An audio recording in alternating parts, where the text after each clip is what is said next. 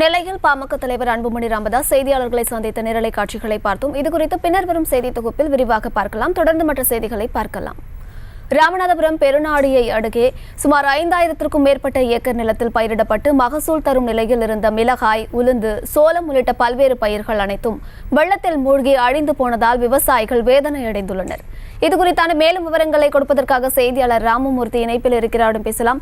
ராமமூர்த்தி, மழை வெள்ளத்தால விவசாயிகள் எந்த அளவுக்கு பாதிக்கப்பட்டிருக்காங்க, அரசுக்கு என்ன கோரிக்கை வச்சிருக்காங்க, விவரங்கள். வணக்கம் அம்ருத். கிடப்பில் போடப்பட்ட குடிமராமத்து திட்டம் வெள்ளத்தில் அழிந்து 5000 ஏக்கர் வேதனையில் விவசாயிகள். அதாவது ராமநாதபுரம் மாவட்டம் பெருநாளி அருகே உள்ள சிம்மநாதபுரம், வீரமச்சிப்பட்டி, பாப்பிரெட்டிப்பட்டி உள்ளிட்ட பகுதிகளில் சுமார் 5000க்கும் மேற்பட்ட ஏக்கர் நிலத்தில் பயிரிட்டுள்ள மகசூல் தரும் நிலையில் இருந்த மிளகாய், உளுந்து, சோளம் மற்றும் உள்ளிட்ட பயிர்கள் வெள்ளத்தில் அழிந்து போய்விட்டது.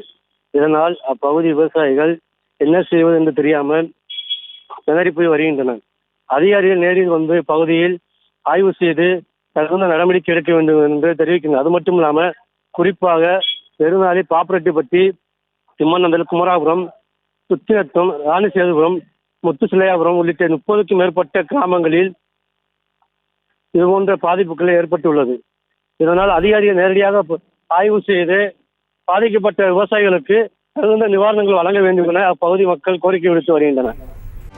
செய்திகளை உடனுக்குடனும் துல்லியமாகவும் தெரிந்து கொள்ள சப்ஸ்கிரைப் பண்ணுங்க.